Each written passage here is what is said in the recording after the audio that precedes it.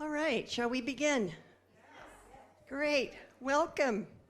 Welcome to another in the series of the Life Odysseys here at the Unitarian Universalist Church of Davis. And it's happy St. Patrick's Day, March 17th, 2019. All right, we welcome today Bob and Liz Young, longtime members of this church going back to the 1970s. And no, they are not founders of the church, but they will tell you their special journey today, which is over decades in this congregation and in the community at large. So we are going to have a lot of slides, which you'll see overhead, and they will be speaking at the podium so that they can be filmed, the person and the slides together. If there is time at the end, we will do a Q&A. I have a lot to tell you, so I'm not sure how that's going to work out. But if not, Liz encourages you to talk to her, to email her, to contact her with any questions that you want to follow up on. So I haven't introduced myself. I'm Susan Steinbach, and I will be your moderator today. So we're going to begin with Bob's journey, and Bob will take the podium to start, and I'll be monitoring the slide changes. Let's welcome Bob, everybody.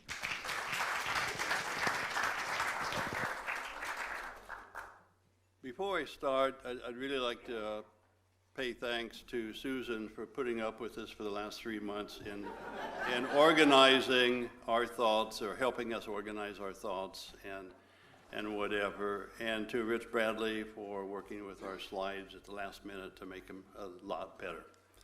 So anyway, first slide. So the first two sessions that I'm going to talk continuously is, one is growing up in Winters, and in the second is life as a statistician, my professional career. So, and I'm hopeful, I'm reading from a script, because if I go off script, we might be here for 2 or 3 hours. So, first, I'd like to thank you for participating in today's Odyssey presentation.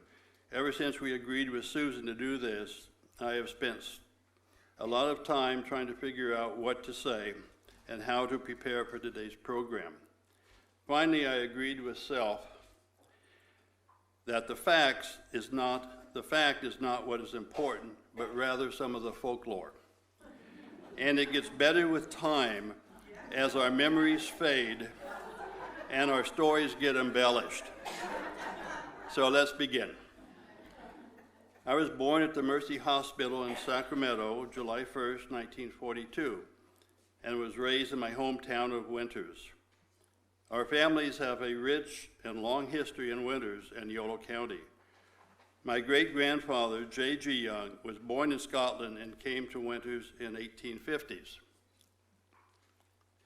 He was a railroad person, builder of the third railroad bridge across Pewter Creek in 1906, the one that's still standing, and helped build the snow sheds in the Sierras.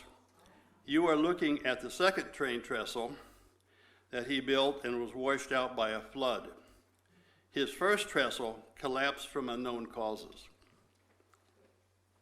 He purchased a home in 1888, occupied by the first doctor in Winters. Dr. Bell built a cottage in 1876 for his wife and 4 children from New Orleans. The house remained in our family through 2010. Both my grandfathers were successful and influential in the early days of Winters. My mother's father was involved in the marketing of the flourishing fruit industry and started the Winters Dried Fruit Company. My father's father might be considered a gentleman's farmer. He lived on his 40-acre ranch of apricots and peaches about a mile west of Winters. Once on his ranch, he had 2 or 3 horses, 1 or 2 steers, a chicken coop, and space for a pig. He was a successful insurance salesman for the Western Pacific Insurance Company out of Sacramento. I learned a lot from my grandmother and grandfather Young. During the summer, in my early years, I would stay over many nights. I was amazed how Ma Young would cook with her wood stove and having to go out and get wood from the woodshed. She never cooked from recipes or measuring cups. After a pancake egg breakfast, she would say, "Since the oven is still hot, why don't we make a cake?" A little flour, sugar, butter, milk, eggs, whatever, and into the oven.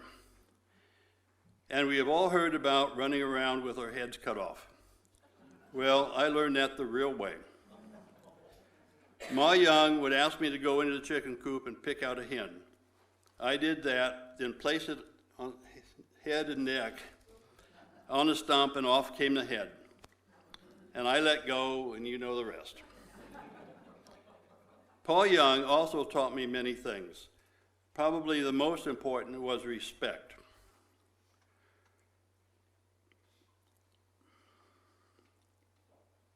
Okay, where am I? Okay. My favorite example was when he took me to the Dixon livestock auction to buy my first steer. He saw one he liked and showed me how to hold up my hand, and we bought it. After the auction, he gave the trucker $10 to bring the steer back to his farm, and the trucker said, I don't need it now. Your word is all I need." I remember that transaction well to this day. Your word is all I need. I also remember watching the national conventions in the summer of '52 with my grandfather. Not only did we see gavel-to-gavel coverage from the podium, multiple roll call votes, and of course the boisterous demonstrations and parades following each nomination. And I really enjoyed the bands. I was going to be in grammar school band in September and just got my first saxophone. Other lessons from him was learning how to read the stock market reports and how to read the horse racing forms. In his ranch house library hung 3 University of California, Berkeley diplomas. My Aunt Vivian in 1931, my Aunt Dorothy in 1933, and my father in 1935. Seeing these diplomas every time I visited, which was a lot growing up, those diplomas sent early educational messages. I felt I didn't have a choice. I was going to college. And next slide. Our family vacation at Seabright Beach in Santa Cruz usually for the entire month of July. And how many families can take a whole month vacation under today's environment? I can remember about 10 of those years, from 4 years old to going into the 8th grade. We would see the same people year after year from Stockton, Fresno, San Jose, and yes, a couple of Santa Cruz locals. I had the opportunity to do things like walk to the boardwalk over the train trestle, to go to the fun house or play games in the arcade all by myself, or to walk with a group of friends down Seabright Avenue to the Rio Theater, or for a movie, or to the roller skating rink. Growing up in winters on the banks of Pewter Creek was amazing. I saw the construction of the dam and witnessed the overflow into the glory hole many times. That's the picture you're looking at, including this year. In fact, that's probably a picture from this year.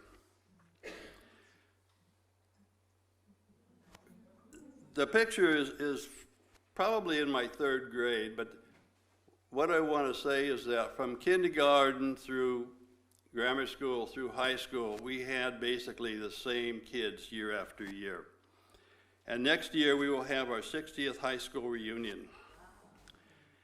From the outset, I more or less knew what was expected, following in our grandparents' and parents' footsteps. Grandfather played the cornet in the community band, and I played saxophone all the way through high school. And there I am with my saxophone. I marched in the annual parades at the Dixon Mayfair, UC Davis Picnic Day, and Winter's Youth Day. And and of course participated in all of the athletic teams in high school: football, basketball, baseball, and track. Along the way, I kept up with the high grades to go to college. I was the high school salutatorian. And next slide. So when I was a senior in high school, the Winters Youth Day program changed from adult management to youth management. Winters Youth Day was started in 1932 to honor the youth of Winters and continues to this day, the last Saturday in April. I was the first youth leader of the Winters Youth Day event, sort of like being in charge of picnic day. I had a great team, and we went to the Capitol to invite Governor Pat Brown to be our Grand Marshal of the parade, and we got great pictures. Okay. Probably the first mistake I made in early life was to assume that I would go to Stanford. My parents were not enthusiastic about my plans since they were both Cal graduates. And, did I forget to say that they were both grammar school sweethearts? To make a long story short, I did not go to Stanford, spent my first year at Sacramento City College. I transferred the next year to UC Davis, changing my major from mechanical engineering to ag economics. On November, I'm gonna leave that one out. Okay, now we're gonna transition in the professional life. And that's being a statistician. Following graduation from UC Davis with an ag economic degree, I took a job at the Department of Agriculture Crop and Livestock Reporting Service in Sacramento as an agricultural statistician. My assignment was to estimate field crops, mainly corn, wheat, barley, cotton, using both mail and in-person surveys. I had the opportunity to travel all around California and to participate in national training sessions in Phoenix, New Orleans, Washington, D.C. during my short tenure in Sacramento. I transferred to the New Mexico field office in September of '66. I was part of a four-person, four-state team to experiment with advanced sampling techniques. My assignments allowed me to travel throughout the state working with farmers and ranchers, and was able to visit and get information from the 23 pueblos and the 4 reservations in New Mexico. While in Las Cruces, I took advanced math courses at New Mexico State to prepare for a USDA fellowship program in advanced statistics. I received a fellowship to attend Iowa State University for a year of graduate statistics in Ames, Iowa. It did not take me long to realize why corn in Iowa grew without irrigation. It rained every afternoon. And when I would get home from school with my 3-year-old daughter Denise, and I would go on long walks, and when a big black cloud came overhead and poured rain on us, we loved it. Came home dripping wet, 90 degrees temperature, 90% humidity. During that summer, I stayed up all night watching the first landing on the moon. In class the next morning at 8 o'clock. In September, Iowa State unveiled their new Performing Arts Center, similar to Mondavi Hall. It really pissed off the people of Des Moines, the capital city 30 miles south. That's sort of like what Sacramento thinks about Mondavi, I think. Opening the facility was a New York Philharmonic Orchestra with Seiju Ozawa conducting. And leading up to that concert was front page coverage by the Des Moines Register showing various orchestra members in tuxedos visiting Iowa farms, especially one violinist in the middle of a sloppy hog pen with many pigs surrounding him. It probably was the first time a New Yorker ever saw a real farm. We went to see the second group perform The Fifth Dimensions. Think Age of Aquarius, Let the Sun Shine In. And they did a choral arrangement of the Declaration of Independence. A brave performance in a time of national chaos amidst the Vietnam War protests. A strange silence followed the emotional performance, and then a loud standing ovation. Probably the first time I realized that the Declaration of Independence calls for the overthrow of the government when. In the winter months at Iowa State, a group of protesters, mostly Quakers, stood on the steps of the Student Union reading the names of all the Vietnam War dead. And it was a very cold winter. I stood with them a couple of times during lunch hour, and it was around then I probably started to form or change views on politics and religion. From Ames, I went to Washington, D.C., working in USDA's South Building at 14th and Independence Avenue. My offices were in the second wing, which is now the Richard Rominger wing, and Richard's here. It was dedicated to Richard following his tenure as Deputy Director of Agriculture during Clinton's presidency. My assignments in Washington is 3 years focused on improving national sampling techniques of field crops, including wheat, corn, soybeans, cotton, and help develop new programs for potatoes. The 3 years in DC were extremely tumultuous. Driving to work across the Memorial Bridge during the Vietnam riots was difficult. Soldiers side by side with their M16s at the ready. As Nixon said, and they were there to keep the federal employees safe. As Nixon said, no group of damn hippies will ever shut down my government. And I say, only Trump can do that. Work environment wasn't that good either. Nixon created a love it or leave it attitude.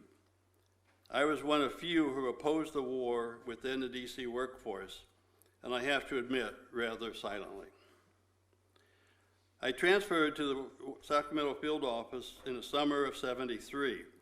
Activities were now focused on improving estimating procedures for state crops, including almonds, grapes, and lemons. I got the opportunity to participate in 2 foreign assignments with the Agency for International Development, AID. My agricultural assignment in South Vietnam in the summer and fall of '74 still have some of my family members thinking it was a deep ops program for the CIA. I was there only to develop and implement a survey to estimate the rice production in the Mekong Delta, a very rich and productive rice growing area. Rationale for this program was quite interesting. In the early '70s, President Nixon, along with Ag Secretary Butts, established agriculture pricing policies so that the prices would react to world prices.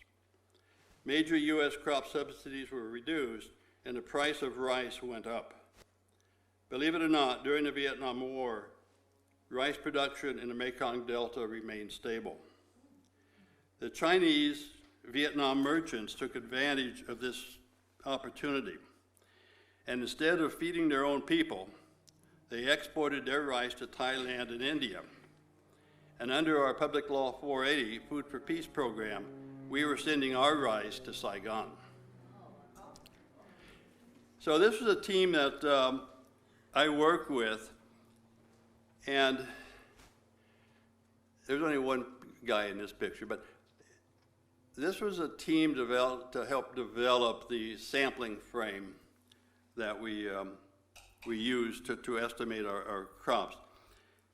And the next picture. Yeah. And so this was the report that we ended up with. And from a random sample of 200,000 hectare plots scattered throughout the Delta, the team was able to produce a reliable estimate of rice. And the results of our plots not only provided reliable estimates, but also depicted how ongoing infiltration from the north occurred. 6 months later, it was over. So next slide. So my Thailand assignment in the summer of '75 was similar in nature, basically to teach their ag staff how to set up a national agriculture estimating program for rice, corn, and other crops. And while we were there,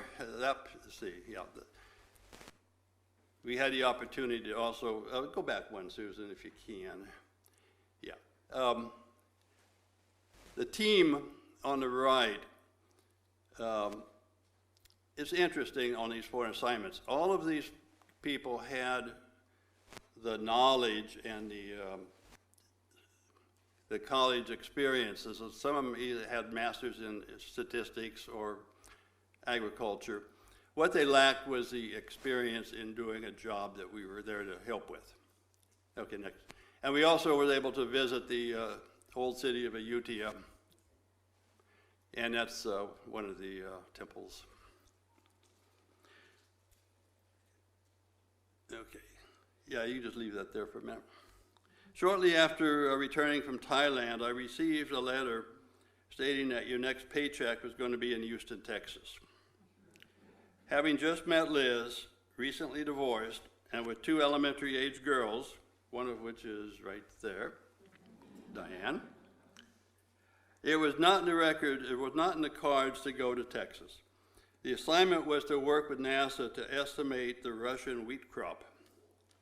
High-altitude remote sensing was becoming more doable, but I felt there were still too many problems yet to be solved, mainly distinguishing between wheat and barley. I was told not to worry. We had field staff to provide the necessary ground validation. I said, sure, Russia would allow this. I was fortunate to get a mathematical statistician job in a newly created team with the Forest Service in Davis, and yes, with a promotion. And this is a team of guys. This is a 1977 picture, I believe, and the dress is interesting. But the assignment with the Forest Service was to establish sampling techniques nationwide to determine economic impacts from the forest insect and diseases. You can think mountain pine beetle. Surveys were designed from high-altitude aerial photography, think U-2 aircraft, from NASA Ames Moffett Field. And this is one sample of a report. I've got a couple more here. And during the 8 years with the Forest Service, I was able to work in most national forests in the West. Okay. So we got another one of these letters saying that the next paycheck was going to be this time in Fort Collins, Colorado. Liz and I were now married, and Fort Collins is a great university town, very much like Davis, but again, we decided not to go. Finding a job this time was not as easy. I finally accepted a job with the Bureau of Reclamation in Sacramento. First job was in the computer division, providing engineers with scientific programming assistance with their mainframe computers located in Denver. I wore many hats with the Bureau of Reclamation, including teaching PC classes to the clerical staff, managing the Bureau's 10,000 groundwater well data, developing Fortran computer models, and finally getting back to my statistical roots, working with river systems modeling, describing flow behavior with the Sacramento, San Joaquin rivers, and many smaller systems, including the Truckee and Santa Ynez River. And so that's a picture of me with one of the early PCs. That happens to be a state-of-the-art, compact, 32-bit computing, which was absolutely the latest and greatest at that time. And my career as a statistician over a 40-year span witnessed the evolution of the computer industry. For me, it started with mainframe technology using large IBM systems in the basement of the South Building. Interacting with mainframes other than with punch cards was in its infancy. Okay. Interacting with mainframes besides punch cards was in its infancy. We learned to use an IBM typewriter with a dancing ball. With the Forest Service, we used the Sperry Univac mainframe in Fort Collins, interacting with dumb terminals. It was then It was when I started working for the Bureau, we started to move toward distributed data processing. We installed the first IBM PCs on each desk and taught our secretaries and support staff how to learn word processing, spreadsheets, and other scientific applications. Next picture. During my career, I also worked with two commercial computer systems. One originally named the Statistical Analysis System, known today only as SAS Institute. I was able to get to know the founder, Dr. James Goodnight, over the years. Liz and I visited the SAS complex in Cary, North Carolina in 2003 to meet with him and to tell him thank you for his great system and to let him know that I used it a lot during my career. We no longer had to write our own statistical programs to analyze our data. He is still CEO of his private firm and is personally worth today $8.5 billion. Another giant or great system we work with was created by Jack Dangerman. It's on my right, I guess it's your right too. President of Esri, or known as ArcInfo. His GIS system revolutionized how scientists look at data and information spatially. Liz and I attended his annual user group meetings in San Diego for many years, the last in 2003. He is still president of his private firm and is now personally worth $4.6 billion. And on Thursday night, following each convention, a user group, he'd host a party in San Diego for about 5,000 of the attendees. And each year was a different theme. And he'd always have different hats. Anyway, that was me and him. And finally, I retired from the federal government after 36 years, and we had a party we had a party with some invited guests. And those are two grandchildren, and then the final picture of that. And that ends it. Now Liz will talk. Not over.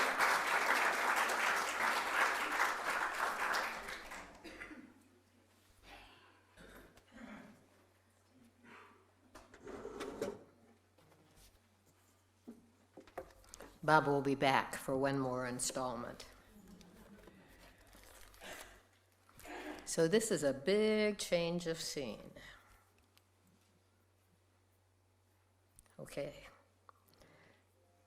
It's a pleasure to see so many familiar faces and to know how much we've been through together. I thank you for this challenge to look back on my past years from my current viewpoint. Things look very different from here. It's been quite an adventure. So here we go to Chicago in 1933. Chicago was the place to be. It was the height of the Depression, but this was the Chicago World's Fair, called the Century of Progress. Everyone was thrilling to this world of futurist science and technology. There was hope here for a fantastic future. And I was there in utero.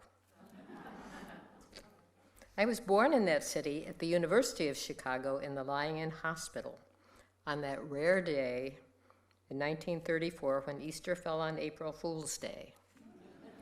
Dad was studying for his doctorate of divinity at the university's beautiful divinity school. You see the entrance right there. But he had to leave his studies to support his family. Here he is with his little son, Bert. He joined the Civilian Conservation Corps as a chaplain, serving the CCC camps up and down the Ohio River, building dams and working in parks. He was lucky to get a paying job in those times and an officer's pay at that. But he loved those men. He had one of those accordion pleated cameras that folded out, and he took pictures of every camp. Soon after my birth, Mother and my 4-year-old brother Bert and I relocated to the town of Marseilles, Illinois, to be with him. Yes, Marseilles. We lived on a small house on the bluff with a big backyard and a wonderful furry black dog named Patsy. Dad built us a big sandbox and hung a rope swing on the big tree. And I loved to swing high in the sky and to run as fast as the wind. And we loved stories. When Mother had the Studebaker, we drove to the library and brought home as many books as we could. She read us the rippling cadences of Kipling's Just So stories. Dad, who taught Greek in his seminary days, read us the Greek myth Pandora's Box from Hawthorne's Wonder Book. And this whole journey has been like Pandora's Box. We had a big radio in the living room. It was our link to the outside world. My favorite broadcast was Let's Pretend. I always was the princess. And Bert was the Lone Ranger, and Mother listened to the music and had us listen to the music on the weekends. And on Sunday morning, we ate breakfast in the little kitchen, and we listened to Harry Emerson Fosdick preach at the New York Riverside Baptist Church and to the Mormon Tabernacle Choir. One day, a spinet piano appeared in the living room. It was a surprise. I was really excited, and I picked out the notes of Jesus loves me, this I know right away. But this came to an abrupt end in 1941, when we had to move to Washington, D.C. This is President Roosevelt signing the Declaration of War. We were listening on our radio when President Roosevelt told us the Japanese had bombed Pearl Harbor and that he was asking Congress to declare war. Dad was stationed at the Pentagon in the office of the Chief of Chaplains. Mother volunteered as a nurse's aide. Planes had dogfights overhead. We had dark curtains we had to pull down, and Uncle Ted was overseas, and we had to listen to the war news every night. On Armistice Day in 1942, we went to Arlington Cemetery, and we saw President Roosevelt after the ceremonies at the Tomb of the Unknown Soldier. He looked tired, and he was leaning on a cane, and we were all very quiet as he talked about the war. Miss Callahan came to our house every week and gave me a piano lesson in John Thompson's Teaching Little Fingers to Play. I guess you remember that. And each piece was an exciting adventure to me. When I had the mumps, Mother bought me Little House on the Prairie from the library. How I loved that book. And I got a corncob doll, and I didn't bring it. It's really fragile now, but I still have it. Then Dad was transferred to California, so we moved again, all the way to Fresno. Fresno is full of all kinds of people, military people, Mexican, Armenian, you name it. Going to the historic Mexican church was a great adventure for me and Mother. She taught the children, and I played the hymns for them, and my friend there was Jeannie Cruz. And here's a picture of me with my kitten friend. My piano teacher was Mrs. Kohler. She gave me my first piece of sheet music. It was the Bach family musette. Da, da, da, da, da. Yep. And she showed me how to move my wrists in a funny way like Knix, the Swiss clown, from her land. But on April 12th, 1945, school was dismissed early because President Roosevelt, the only president I had ever known, had died. I walked sadly home. Peace was declared that September, and Dad got his heart's desire, a trip to the Holy Land. After his return, in the middle of the winter, he was discharged from the military and became the pastor of the First Baptist Church. That's his pastor picture, and there's the train. We took an exciting train ride on the Monon to Indiana. Bert and I were preacher's kids, PKs, and we lived in a 2-story parsonage next to the First Baptist Church with a lawn, our dog Bucky, and a fish pond. And there were some big goldfish there, and they froze under the ice in the winter. But when it thawed, they thawed and they swam around again. We were very relieved.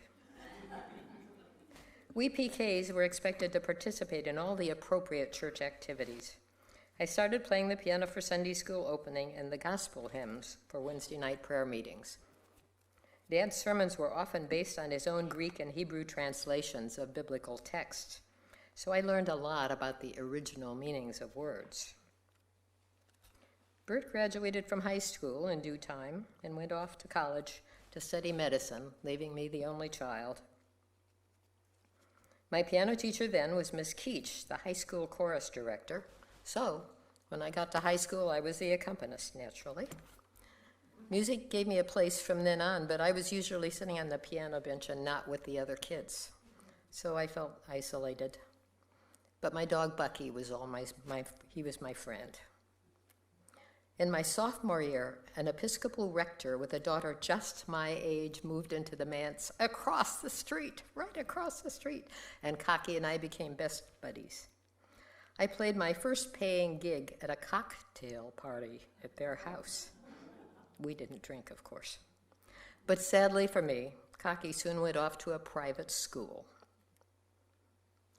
Mother took us every year to the big auditorium at Indiana University to the concert series in nearby Bloomington, where we heard symphony orchestras and the greats of the 40s and 50s, like Harry Belafonte and Vladimir Horowitz.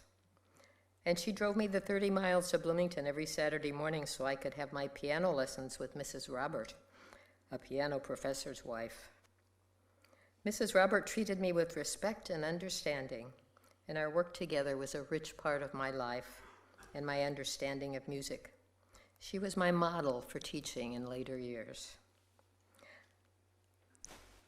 Yep, I had a social life. I played Paderewski's Minuet in the senior baccalaureate program, and my knees were knocking under my skirt so badly I thought everyone could see it. But Miss Keach assigned me to sing the lead role of the bride in Gilbert and Sullivan's Trial by Jury, so I became locally famous. And then it was time for college, nearby Indiana University, of course. I wanted to major in art, but, of course, it was music with a scholarship from Professor Robert. So here I am at the School of Music in Bloomington. School of Music had a culture of its own, and it was a new and exciting world for me. The students and professors came from all over the world. We studied music history and theory and practiced vocal and instrumental techniques. We performed and we toured. I was assigned to the university singers who performed choral works in the big auditorium for commencement and other special events. I was supposed to practice several hours a day in the tiny practice room up on the third floor of the music building, but I decided I didn't want to spend all my days like that. It was much more fun being in shows and operas like Brigadoon and Boris Godunov. And though it was not, I graduated in music education with a degree in voice, planning to teach rather than do piano performance. I gave my senior recital singing art songs in Italian, German, and English. And though it was not in any plan of mine, I double dated with a girlfriend from high school and met the guy I soon married. He was from Bedford, Indiana. Bedford again. In 1956, I married Robbie Ingalls, the son of an owner of a major limestone company that furnished stone for many government buildings in Washington, D.C. We rented a small house in Bedford, and I began teaching music in a nearby county school, with English literature added for good measure. But teaching came to an end when I found I was expecting a baby. Charlie arrived early in 1958, and Alyssa at the end of 1960, so we moved into a 2-story house just a block from my old parsonage. There the children grew and had adventures of their own. I led my first choir at my new family's Bedford Presbyterian Church, and Charlie was in it. And my long career of piano teaching began there. And one other thing.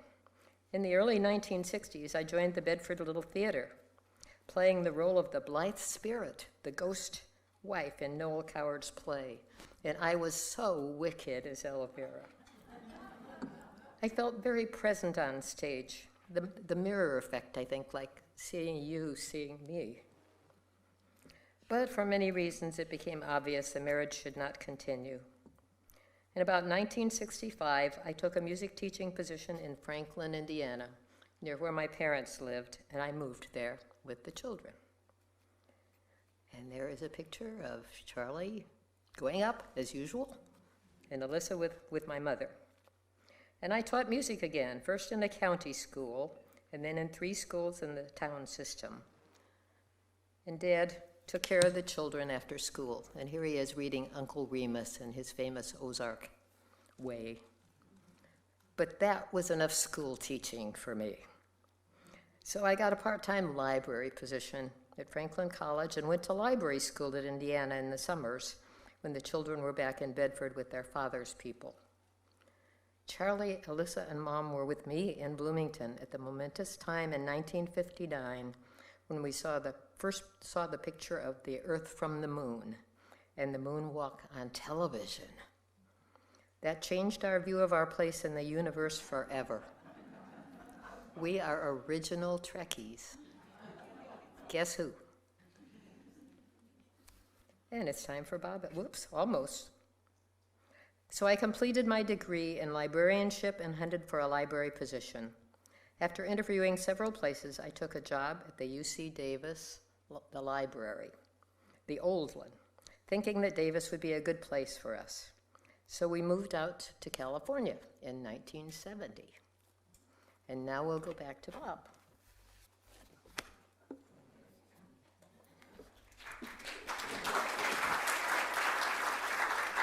You'll see me again. Okay, where did we leave off?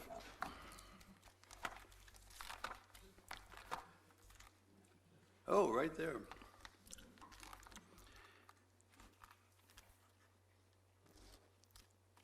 So now this next session is going to be on my church life, and then the following section will be on my personal life, or family life. So shortly after returning from Washington, D.C. in the summer of '73, I found my way to the Unitarian Church. And what I found was amazing. My former UC Davis football coach, Will Lauder, several Aggie Con professors, Jerry Foytek, Ted Hedges, Steve Sosnick, physics professors, John Youngerman, Bill Knox, as well as Milt Hildebrand, Perry Stout, Ledyard Stebbins, and others. I joined in 1974 with Charles Slapp, our minister, and I recall a new members' afternoon tea. This was a sort of a formal thing with tie and everything. When an elder came up to me and stuck his finger in my chest and said, "Why do you want to be a member of my church?" The board president, Mike Simmons, nearly had a heart attack. That guy was Warren Westgate, an elderly codger living by his New Hampshire motto, live free or die. The first committee I served on was the Sunday Services Committee. We were responsible for planning the 9 months of the Sunday services. Yes, the church was closed during the summertime, too hot. And the contract with the minister was for only 2 sermons each month in the pulpit. The committee was responsible for filling the pulpit for the other 2. One from outside the congregation and one from within the congregation. We had no problem filling the pulpit from within with the likes of Herb and Hannah Bauer, John and Nancy Youngerman, Ledyard Stebbins, Milton Hildebrand, and others. Reverend Slapp enjoyed ministerial exchanges. Our congregation got to know the area ministers, especially from the Carmel Church, where we got to know Fred and Marge Kipe. And it was at a Sunday services meeting when Reverend Slapp announced he was leaving for a Humanist church in Springfield, Massachusetts. The board decided not to have an interim minister, so it was a Sunday services job to fill the pulpit for 9 months, and I was the chairperson.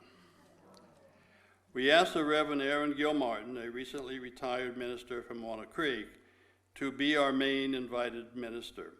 He agreed and was in our pulpit several times that year. I was also on the ministerial search committee, and we selected Joy Atkinson to be our 3rd called minister. During this time period, we devoted a Sunday in October, United Nations Day, to have a sermon focusing on world's agricultural situation.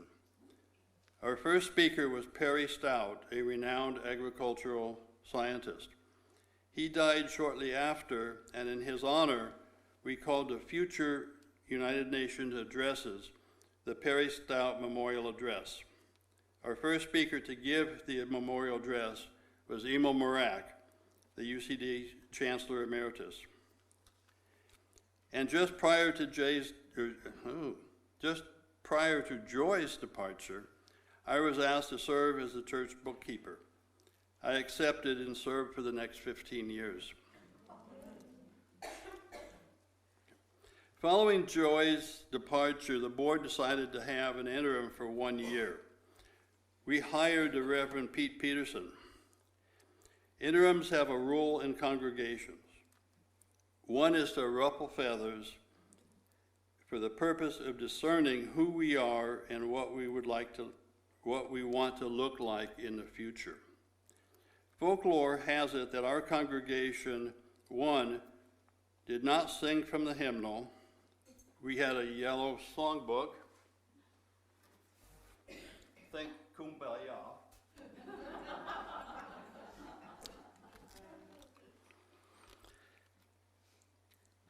And we did not do responsive readings. And three, most importantly, did not pass the plate. I can still remember the Reverend Pete Peterson's sermon on loose change. He emptied his pockets of nickels, dimes, and quarters, explaining to us our lost opportunity for not passing the plate.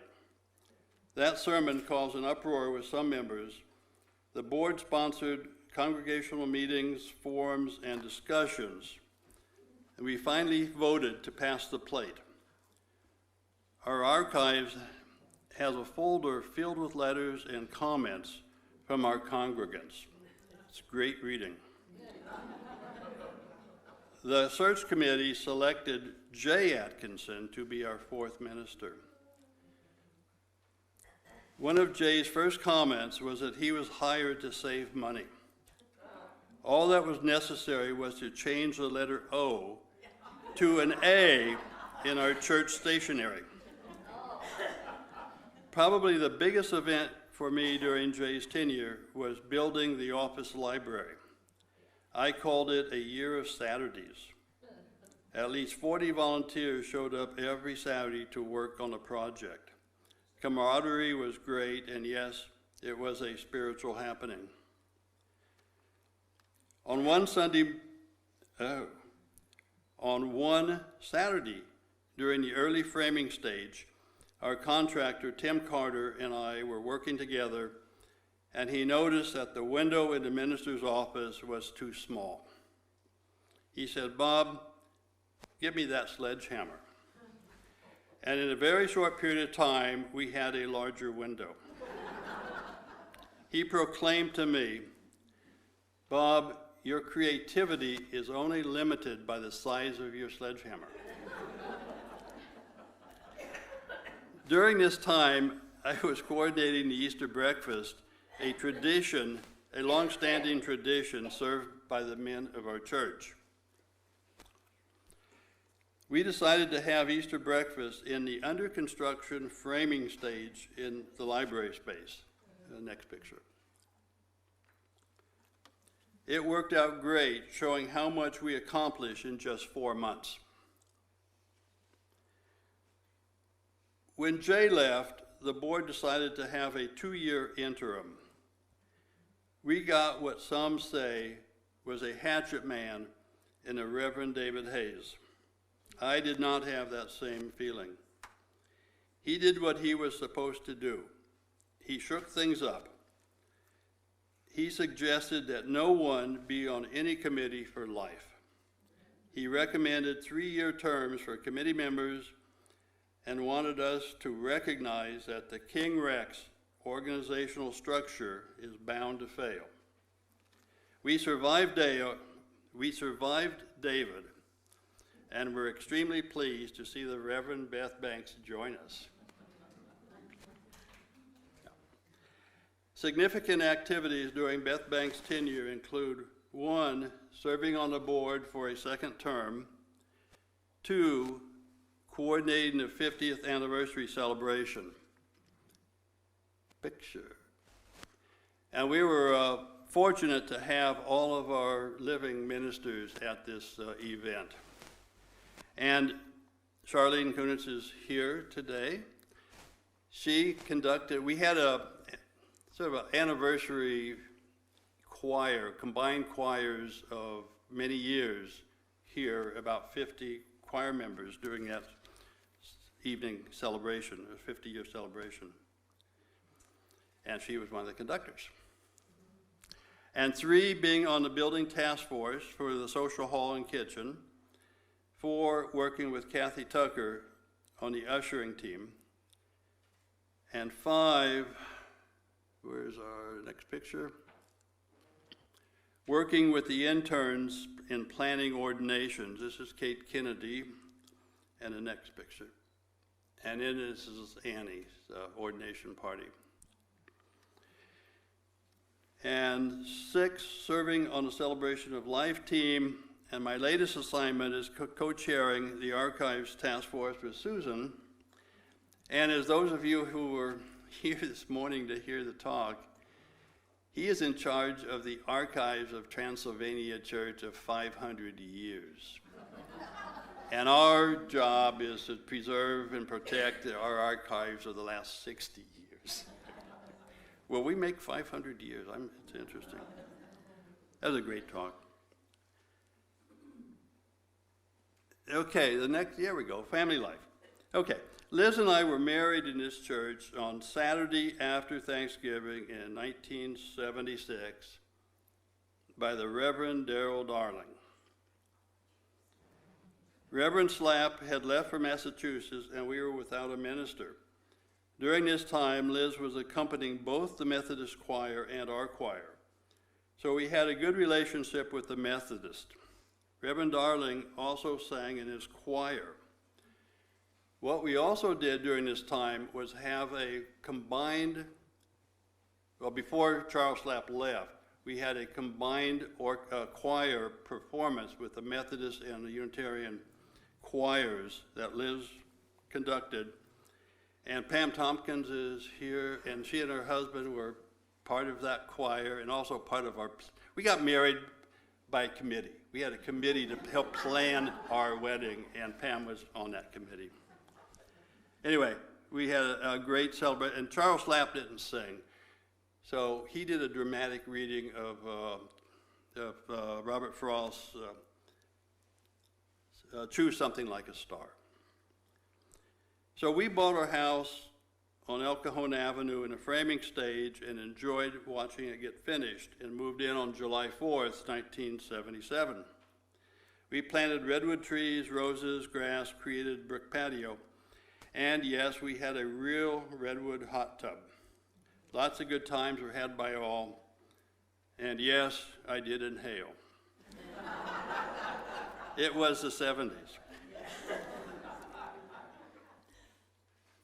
So music filled the air most afternoons coming home from work, whether it be from Liz's Suzuki piano students or from voices, as in Charlene Kunitz's rehearsing their famous Victoriana programs, or from Virginia Thigpen's flute.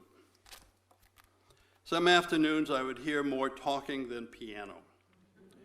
I would let Liz know that she was not being paid as a counselor. Young mothers always appreciated Liz's advice and counsel. When I met Liz's father, he was a retired American Baptist minister, but he never retired from ministering. I believe Liz had and still has many of her father's traits. Our travels together allowed me to scratch off many of my bullet items. One part of my growing up was listening and watching my favorite baseball team, the New York Yankees.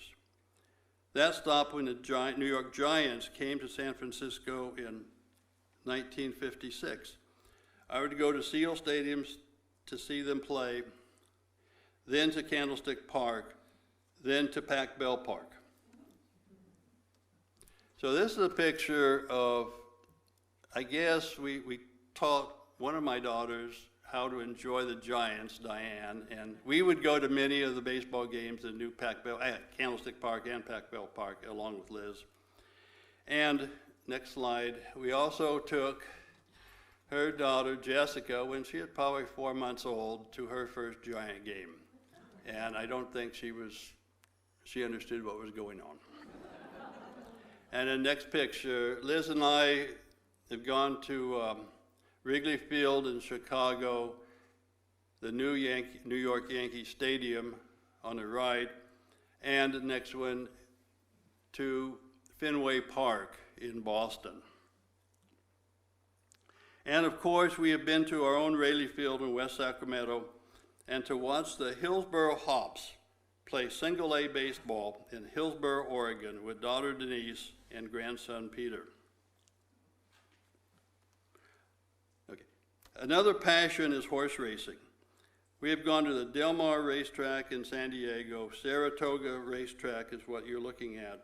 And the next picture is to the Ascot track in Windsor. And on our way out, after winning the last race of the day, we won some money. And so we wanted our picture taken. And so we asked one of the guys to take our picture, and then the ladies wondered why we were so happy and whatever, and we had to tell them that we just won something. So they were more excited about this than we were, and they had to join us in this picture. So so anyway, that brings back great memories, along with what we won. And then a couple of years ago, we met an owner of a horse, and where he ran at Golden Gate Field. So we were there, the next slide. So he invited us to come to Golden Gate Field and to be in the winner's circle. I mean, I guess he already knew that his horse was going to win. And he told us to meet in the winner's circle. And so his horse, Servansky, won the race. That's the top picture. And then we're included in the winner's circle at the bottom picture at Golden Gate Fields. And of course, we've been to Cal Expo and many of the local fair tracks. I have. Yeah. But going to the state fair has always been a family tradition.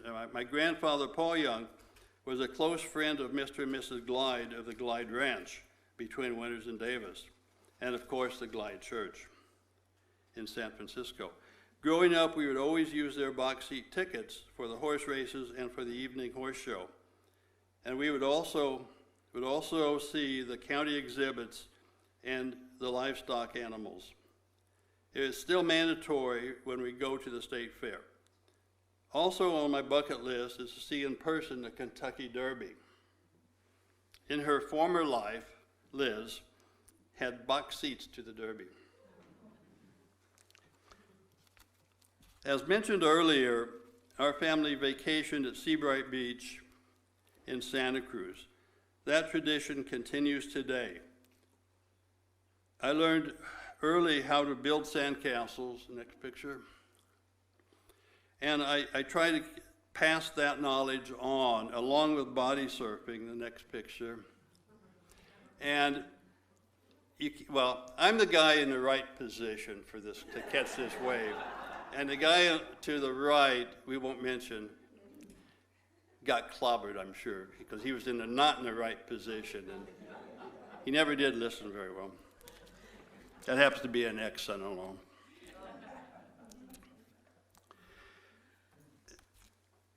Okay, the next picture is, yeah. And so we still continue to ride the roller coaster. Okay, let me get back on script. Not many of us can say that we have done the same things for nearly 70 years. I have rode and still ride the Giant Dipper roller coaster at the boardwalk, and rode and continue to ride the famous carousel, throwing the ring through the clown's mouth many times, and continue to eat at Stagnero's Fish Grotto. And we always plan to repeat these events each year with our kids and grandkids.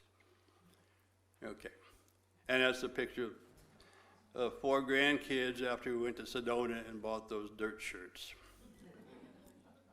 And next slide. And it's a family reunion picture, North Carolina. And next slide.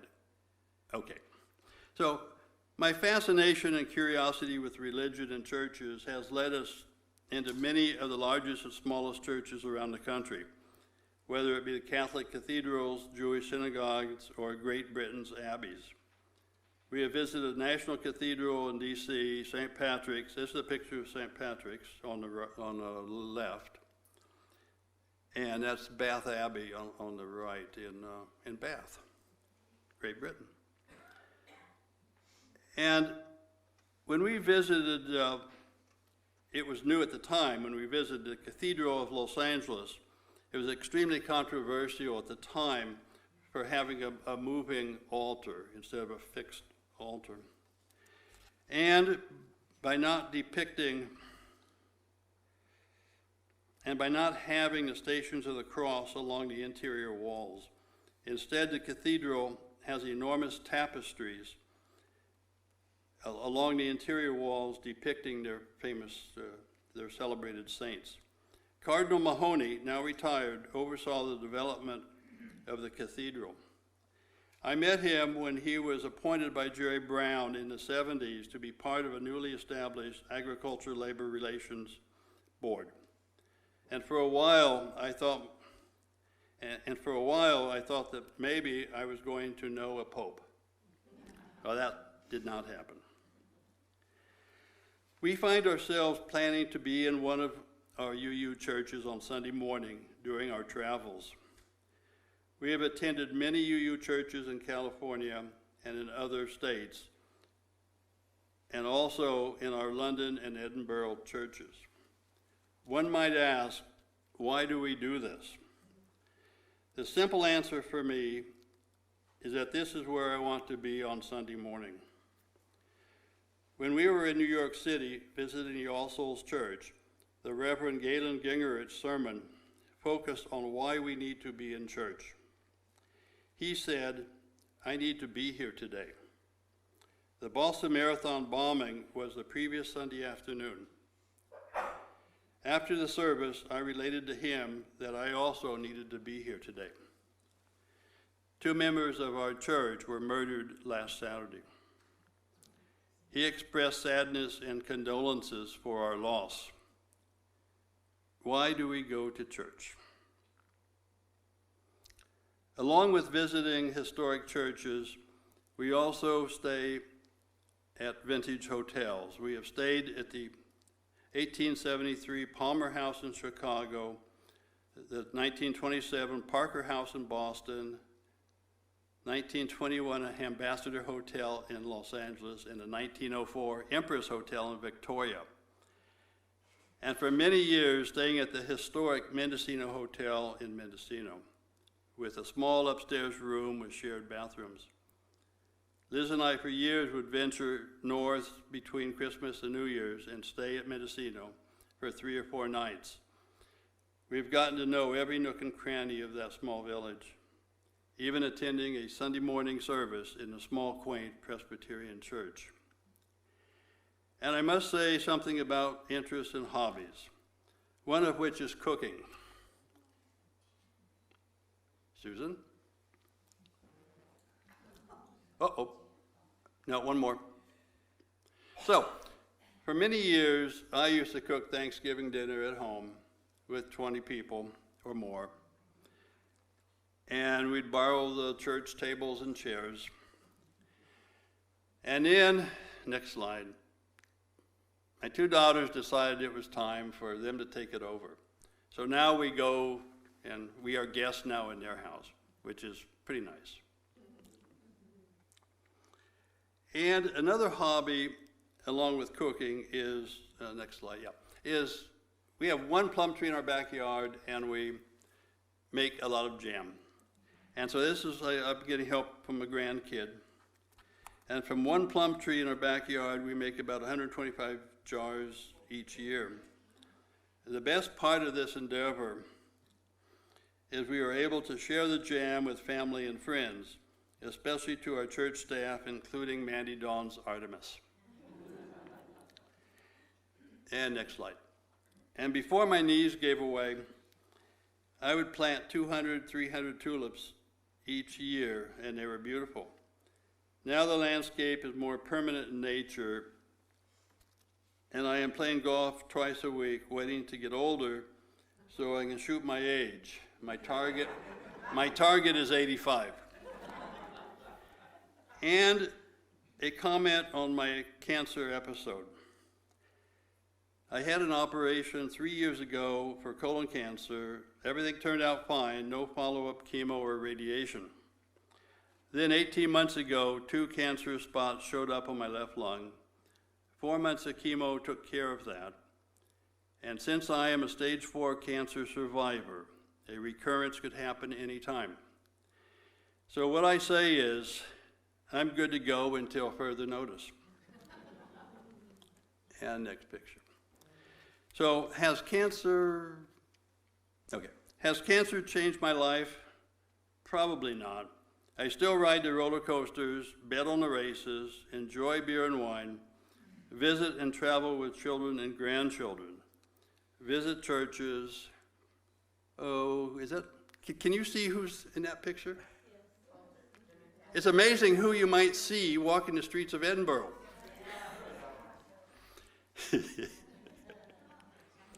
That was fun. That was a fun evening. And next picture. And we visit with our grandkids. This happens to be, they no longer call it Parents Weekend, they call it Family Weekend. This is at University of Colorado at Boulder during the football game. So it's the Colorado Buffaloes. So we're wearing buffalo hats, I think. And the final picture, and we pick out sort of a nice place to travel. Okay, so where did I leave off?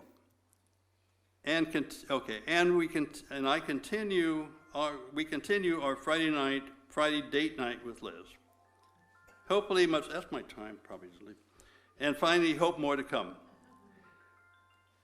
I thank you again for the presence this afternoon, and as Paul Harvey used to say, and now for the rest of the story.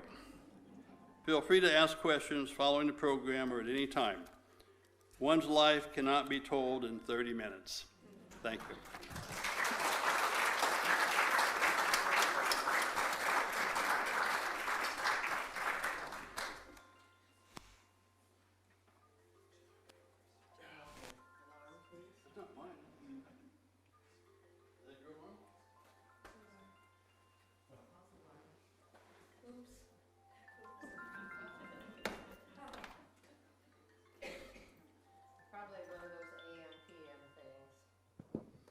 I notice it's close to 2 o'clock. If you need to leave, it's okay. Liz will finish up her section, and then we'll be done.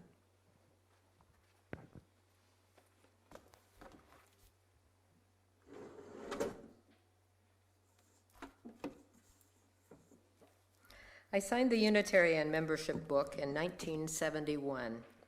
It was during a pledge drive that I really became a member of the community. I offered my services as a musician in lieu of money, which I didn't have. The minister, Charles Slapp, consulted with the board, and I became the church's first professional choir director and accompanist. I was paid $35 a month for weekly rehearsals and monthly services. I continued playing services for Joy Atkinson, Jay Atkinson, and 2 other ministers when needed, of course, including Beth, to my delight. Over time, I've been honored to play several ministerial ordinations and installations, and many weddings and celebrations of life, often accompanying Virginia Thigpen and other musicians, and I get paid. One of my favorite services was immortalized by Ann Wright. It was Thanksgiving, and our anthem was about vegetables. Charlene Kunitz, the director of Celebration Singers, directed with a celery stick. In the middle of the anthem, it broke. I still have that picture. In 74 and 75, church member Pam Tompkins and I put together the Yellow Songbook. It's right there. It was the folk song era, and Pam wanted us to sing the songs we loved during those years, like Morning is Broken with the Cat Stevens arrangement. It was a labor of love. I hunted, she typed, and we did it all. with the mimeographing assistance of Joyce Wilson in the office. We collated the pages into yellow folders, and the books were much loved and well used over the next few years. Something else was going on in my life that changed me overnight: transcendental meditation. My duplex friend Molly Reeves and I attended a TM introduction one summer evening in the early 70s, just out of curiosity. I went home in an altered state of consciousness, and I didn't come out for several years. Thank heavens I had Molly to make sure my feet were still on the ground so I could go to work. And my parents came to help take care of the children when they got home from their summer with their dad's family. I spent the next few years trying to figure out what was going on. I'd been allowing life to just happen to me, but now my awareness of possibilities was opening up to an overwhelming degree. And I was living in the right place. The 70s and 80s were amazing times in California. So I drummed with Brooke Medicine Eagle and sat at the feet of Matthew Fox and even John O'Donohue. I took Don Campbell's Transformational Sound School and heard Rachel Rimmen and other transpersonal psychology greats at Asilomar. I even studied ESP with Charles Tart and the Berkeley Psychic Institute. And when I was filled with study, I taught. I certified as a laughter yoga leader, and I taught at the senior center. Now we're not on the right one, Susan. How have we gotten to the wedding? Probably my problem. I studied dream work with UU minister Jeremy Taylor and taught at the UC Experimental College. I became a certified clinical hypnotherapist, practicing privately and teaching self-hypnosis in the senior center. Now we're ready for Bob. The most important thing is I met Bob, and it was probably 1974 when I first met him with his two little lovely blonde girls, Denise and Diane. We were married here in 1976, and my father helped Daryl lead the ceremony to the music of Paco Bell's canon. Rosa Washington and Charlene Kunitz sang, and a committee arranged for a tasty potluck that filled the hall. And after feasting, we all did a circle dance around the sanctuary to celebrate. So we took on the task of having a home together and raising our children. 40-some years later, we're still married. Alyssa's beautiful photo album right there, called The World as I See It, on the table fills in some of the gaps of that early period with photos of our family and lives, sometimes embarrassing. One of the great joys of my life has been working with untold numbers of piano students, seeing each one weekly over the years. And did we ever learn from each other? Each child is a little world, the saying goes, and it's true. So one of these drawings is by Jenny Parks, used to be members here, and one is by none other than our Diane, sitting in the second row there. Ha ha ha ha. The memories of the hugs and the notes and the pictures that say, I love you, still warm my heart. I taught in the traditional style, but a student's mom convinced me to begin using the Suzuki method in 1978. When Barbara Meixner came to town, in 1980, we worked and traveled together to pass the certification exams for teaching the Suzuki piano course. We had monthly gatherings, some of them at the church. That's our piano right there. Pat Moore Piggott is the proud mom on the left here with her son Robbie in front. Hundreds of students later, I've retired to coaching adults. Now our monthly gatherings are a handful of Barbara's and my piano adult students. Ann Halstead coined the name of our group, NQR, for not quite ready for prime time, that is. And about our children. In the 1970s and 80s, one by one, our children left for college. Charlie went to San Diego State, Alyssa to UC Berkeley, Denise to Cal Poly, and Diane to UOP. Over the years, they graduated successfully and began plying their trades.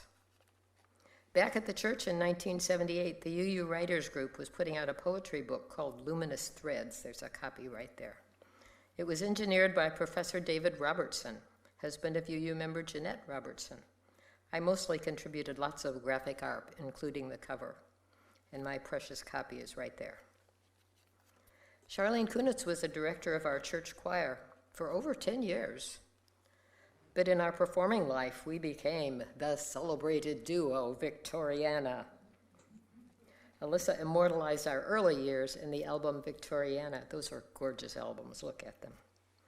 We helped reopen the Woodland Opera House after its restoration in the early 80s. We performed at the American Victorian Museum in Nevada City with broadcasts over KVMR. We performed in an amazing array of venues. The last one was in 1991 in the UU Church of Davis. Bet Havarim, believe it or not, presented this concert, so both our congregations were represented in the audience. In the meantime, at UUCD in 1986, there was a religion-changing event that had a major impact not only on me, but many of us women in the church and of the church itself. It was a 10-session UU course and slideshow called Cakes for the Queen of Heaven, an exploration of women's power, past, present, and future. The course was created by Reverend Shirley Rank, a UU minister in Northern California. She came to our church and introduced it to a room crammed with our women. Patty Teague led the first round of classes and I the second. It's now available in book form. It's up there too. You can buy it at Amazon. I felt betrayed by my own Christian upbringing. God the Father was the only divinity I knew. The revelation that the ancient goddesses had been erased in the early days of Christianity was a real blow. Other studies followed, suggested by Vicky Suter, The Chalice and the Blade by Rianne Eisler, The Partnership Way by Eisler and David Love.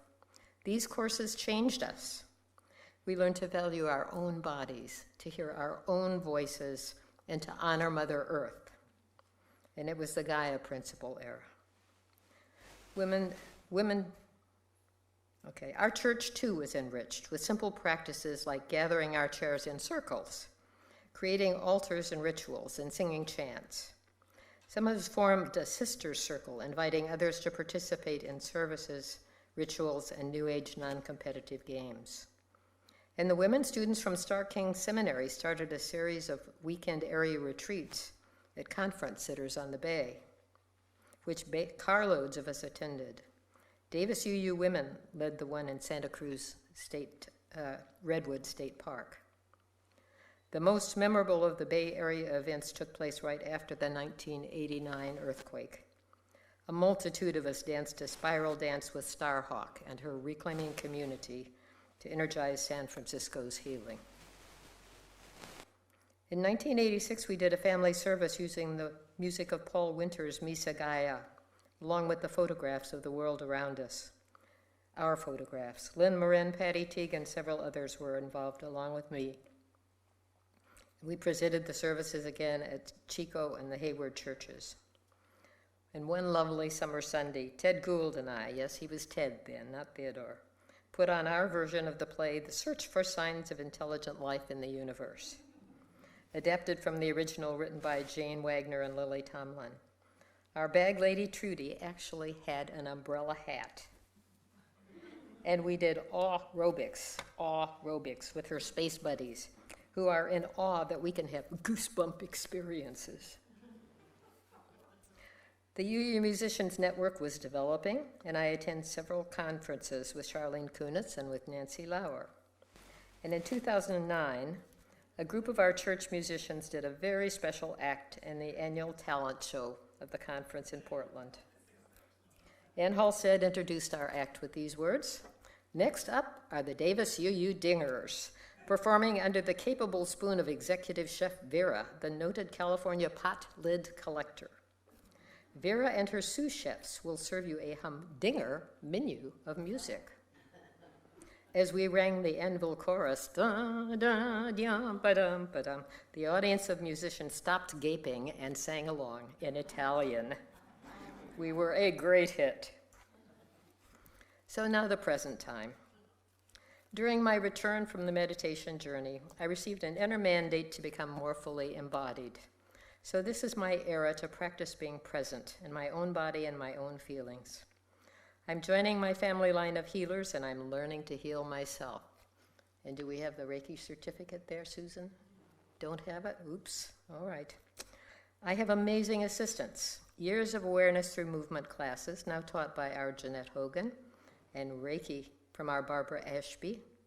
Continuing to give me their wisdom and skills are Sandra Dolbersmith and Brian Dempsey, and members of Elizabeth Fulner's Reiki Wellness Community, and my deepest gratitude to those of you who are associated with that. Together, Bob and I have raised our children. Oh, there's my Reiki 2 certificate. Okay, and now we're going on to the Redwoods, if we can find that. There we are. Partnered each other through each other's cancers, through joy and grief. He gives me comfort, roses, and excellent food. And I'm eternally grateful he's in my life. We live in a sanctuary, and we're continuing church backers. This is our community now. And I'm deeply grateful to our children for their patience with me and for their learning from my mistakes. Now Charlie's an aerospace engineer, Alyssa a photographer, Denise a horticulturalist, and Diane a physical therapist. They all have children of their own, and they're all world travelers. I am unspeakably grateful to the chain of our animal friends over the years for their tolerance and their comforting presence. From my childhood dog Patsy to Jade, our present cat, who's kept me company throughout this project. Now I ring handbells every week with the Julie Bells, under Barbara Meixner and Linda Burse. Many of us were here at Music Sunday a few weeks ago when, led by our cellist director, Allison Skinner, we rang, sang, and played with the Sparks Choir.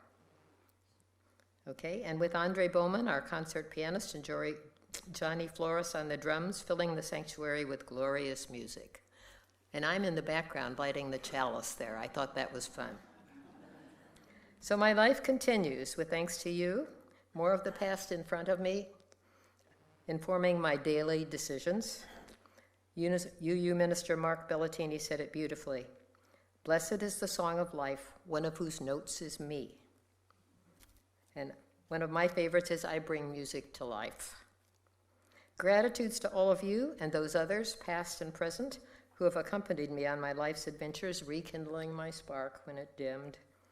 And as Michelangelo said at 87, ancora imparo, and still I am learning. And that's it. Thank you.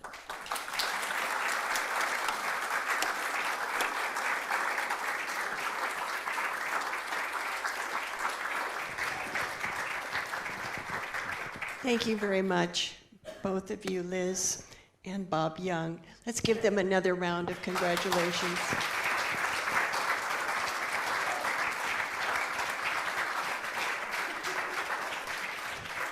I think you can see now why Bob and I are working on the archives together. And Liz is sitting on stockpiles of information about our church congregation as well. So thank you for the richness of that presentation. Yes? Which town did Bob and Liz actually meet? Davis. They met in Davis. I note that it's over time where it's about 2:15. If you need to go, you can go. If you have questions, I invite you to come forward and talk to them directly and come and see some of what they have on display. Thank you so much for being with us today.